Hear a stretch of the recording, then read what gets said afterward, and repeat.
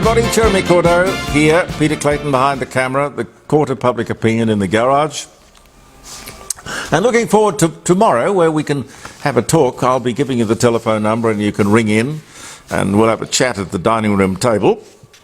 The Court of Public Opinion in a slightly different context. 3 hours of live streaming, jeremycordeaux.com, with anything that happens to be in the news, on your mind, close to your heart, getting up your nose or on your chest. Lots and lots of feedback, for which I thank you. This, which I made mention of, I think it was last Friday, and this was sent to me by Sue. The voice is really in place. The voice is already in place. Caught my eye. Main office is located in Canberra. The following address: Charles Perkins House, 16 Bowers Place, Woden, ACT. This is the address of the NIAA, the recipient of $4 billion of taxpayer funds every year.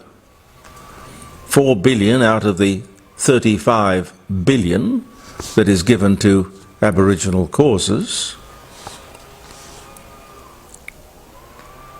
This is the website, and I'll give that to you as well. It's niaa.gov.au. This is the website every Australian should be aware of. This is the website of the National Indigenous Australians Agency.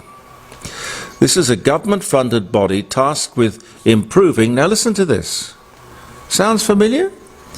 Charged or tasked with improving the lives of Aboriginal Australians, to advise government on ways and means to do this. You can read their mission statement and you will discover a very simple truth. Their role is exactly the same as the proposed voice to Parliament. It is already there. This body is not new. It has been using public funds for some time to do exactly what the voice is now proposed to do.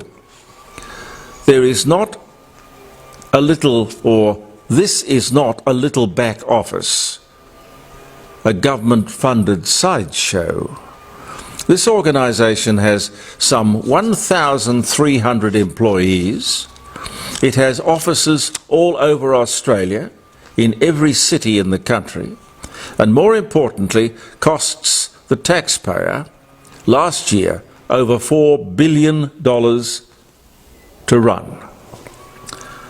Before we vote for a new version of the NIAA, we are entitled to ask a few questions of our government. What is the material difference between the voice and the NIAA? Sue? Very good question. What are actual differences this body has made to the Aboriginal people in the time that it has been working and running? While the voice replaces, or will the voice replace the NIAA, or be in addition to the NIAA? How can the voice do better than the NIAA and the $4 billion they spend every year to achieve their results? I, of course, would ask, does anyone check on their results? If the NIAA was doing its job, Sue says, the voice would not even be a discussion. Yet what do? We just keep right on paying them.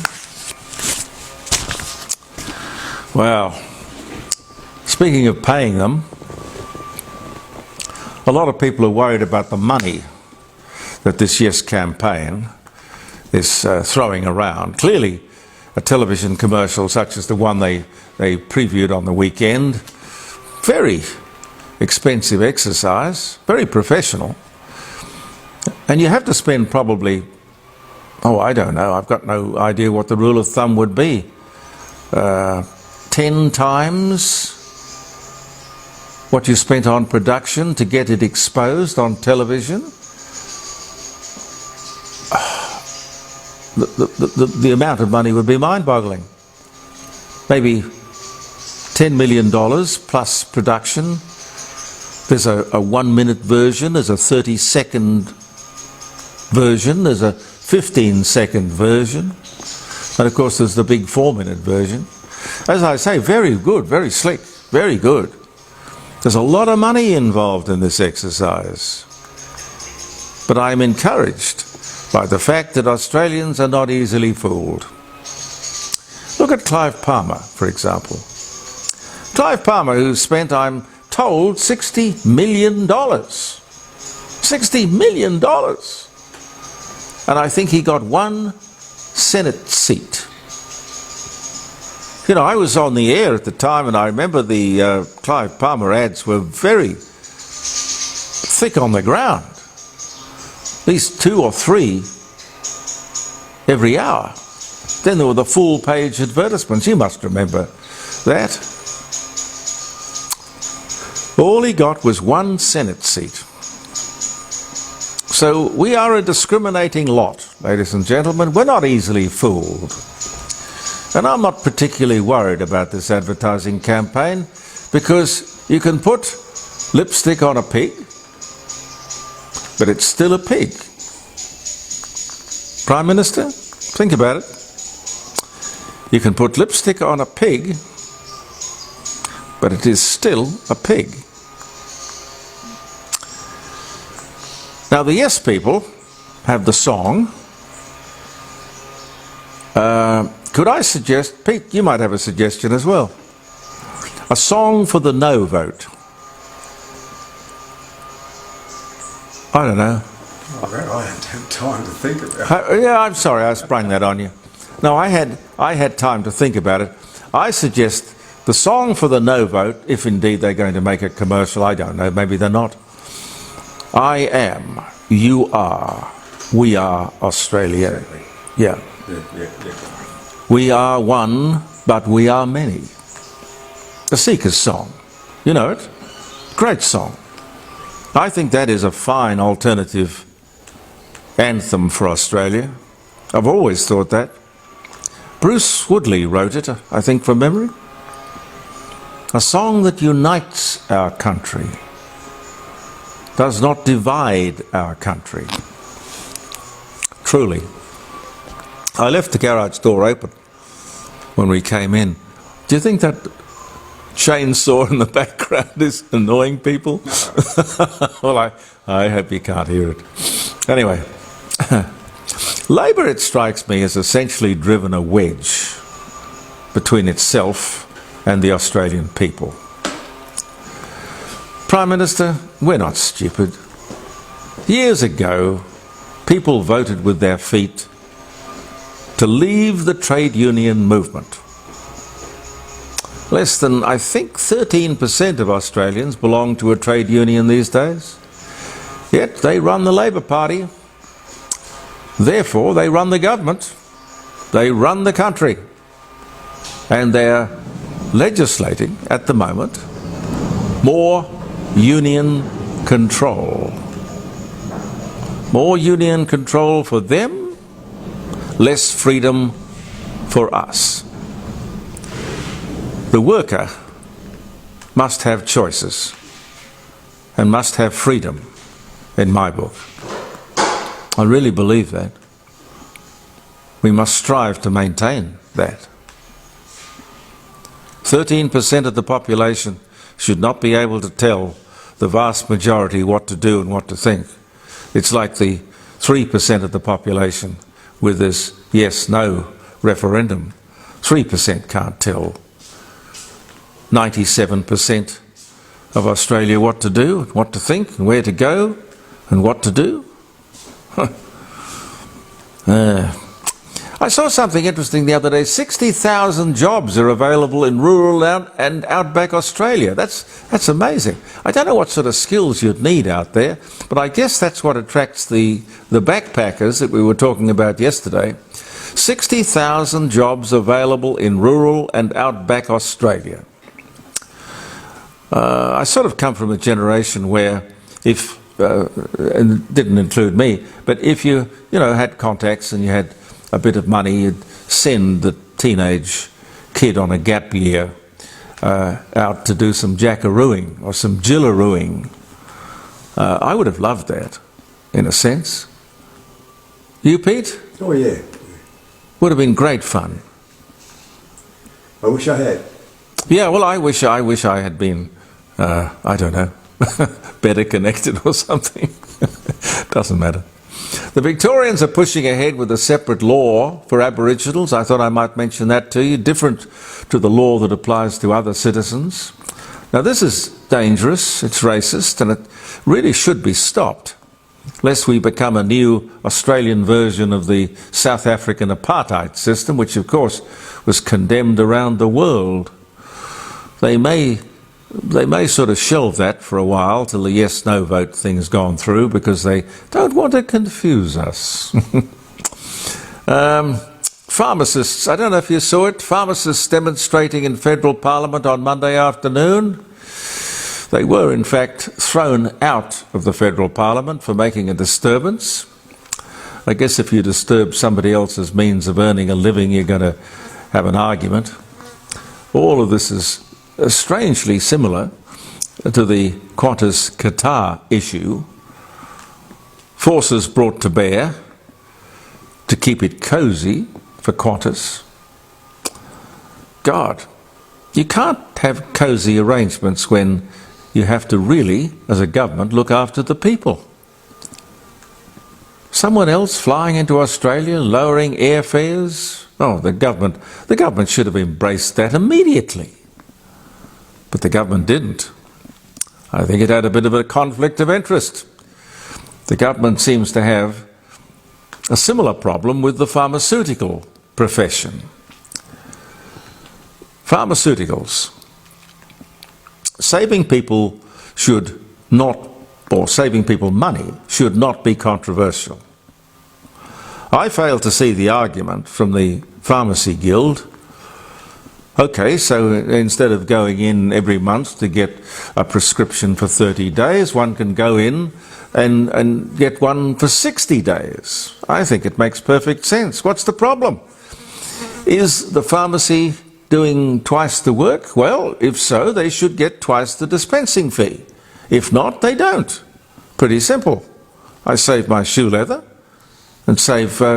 it just streamlines it, doesn't it? Not something that I would have imagined would have people demonstrating in our House of Parliament in Canberra. How did that fly get in here? Front door. Front door. People talk about Anthony Albanese not looking at this entire document, this Uluru message from the heart. Something close to home to the South Australian government and the Business Council here. They all signed off on the merger between the universities in our city, the Adelaide University and the University of South Australia. And I gather from the news story, the government is guaranteeing $450 million to help with the merger.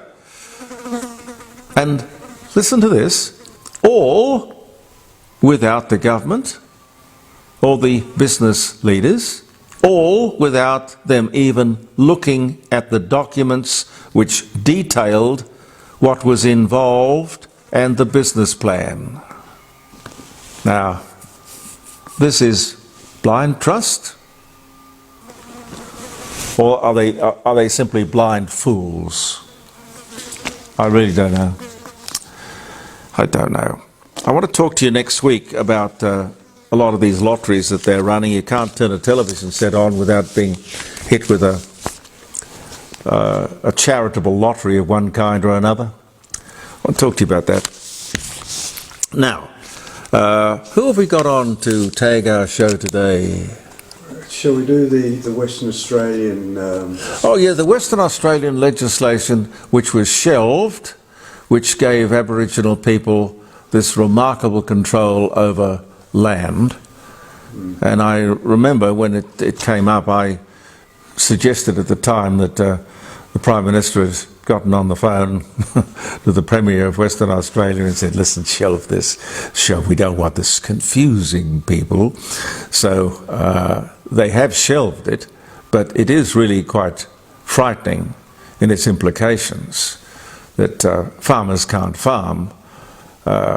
It's just fundamentally setting up two completely different Australias, which we must not have. But when you've got a total control of the Parliament, as the Western Australian state Labor government has in Perth, well, they can do what they like. But we can sure stop the voice. Anyway, just before we have a look at that, it's Brazil's National Day, September 7, and of course our royal show continues, or must be getting pretty close to finishing. On the weekend. On the weekend, yeah. Okay.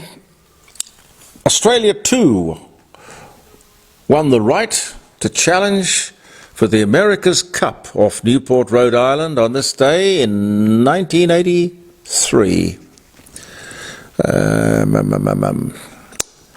Martina Navratilova announced her defection from Czechoslovakia to the United States, 1975. Oh, Buddy Holly was born. We love Buddy Holly. Buddy Holly was born in Lubbock, Texas, on this day in 1936. Aaron Schroeder. Now there is a name. Pete, you write songs. Do you know him? Oh, he's great. Alan Schroeder. He was born in Brooklyn, New York on this day in 1926. He composed Good Luck Charm, Rubber Ball, you know, like a rubber ball, I'll come right bouncing back to you. It's Now or Never. He wrote Stuck on You. That's a good song. Stuck on You. Because They're Young. Now that was a great instrumental. Because They're Young. Big Hunk of Love. I Got Stung. Anyway, Aaron Schroeder, 1926. Gone to God, obviously. Graham Bell was born in Melbourne in 1914. The first rugby league match was played in England in 1895. Rudy Valley recorded the version of There Is a Tavern in the Town, and he has got that famous laugh thing in it.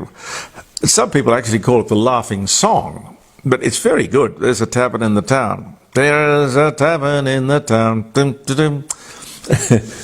I've got it somewhere. Not handy, but I've got it somewhere. I might play it for you on Friday morning if I can find it, because we play a lot of grabs of music. JeremyCordeau.com, 9 till 12, live streaming your phone calls. Please join us. Peter Lawford was born in the Second World War. Italy surrendered in 1943.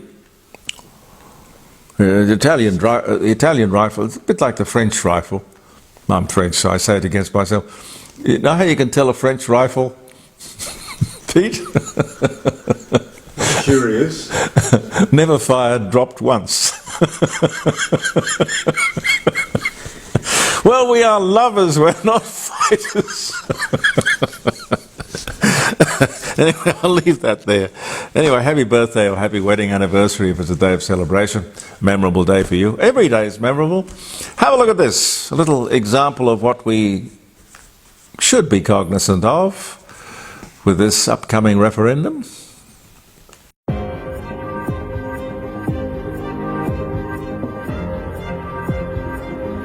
Two major tree planting events were cancelled this weekend after an Aboriginal corporation demanded $2.5 million in return for its approval. It will require farmers to pay an Aboriginal consultant up to $160 an hour to get a permit to do anything on their land that might disturb more than 50 centimetres of soil. It's the greatest assault on private property rights since Federation, and a lot of people are waking up to it. The 2J real estate agent has been charged with breaching the Aboriginal Heritage Act after he built this crossing and pond without the proper permission. I've created a livestock sanctuary, and these guys have just ripped my heart and my soul out. Farmers feel absolutely ambushed. These are the people that are responsible for putting food on our plates, feeding the nation, feeding the world. There's 5,700 farmers that are affected and 60,000 small landholders. And the penalties could include $25,000 up to $1 million. $20,000 fine and 9 months imprisonment for putting a crossing across my creek so I can get to my house on my own property. This is just more regulation, more red tape, an entirely new, massive, unelected, unaccountable bureaucratic apparatus that basically renders any notion of private property obsolete. A lot of concern that these sorts of laws will go across the nation if the voice gets up. Well, this is a glimpse into the future that I don't think the majority of Australians want. Imagine what it will be like if the voice referendum is successful. This is a modest request. A modest request. Authorised by Keith Pitt, LNP Bundaberg. Thanks for viewing the Court of Public Opinion, ladies and gentlemen. As I said a moment ago, I look forward to your company live streaming tomorrow from the kitchen table. JeremyCordeau.com, and I'll give you plenty of phone numbers, or there's one phone number, and we'll remind you of that, and I look forward to talking to you, and we'll be back with these postings on Facebook next week. I'm Jeremy Cordeau. Peter Clayton and I wish you a very, very happy weekend. I'll have an opportunity to do that again tomorrow. Bye for now.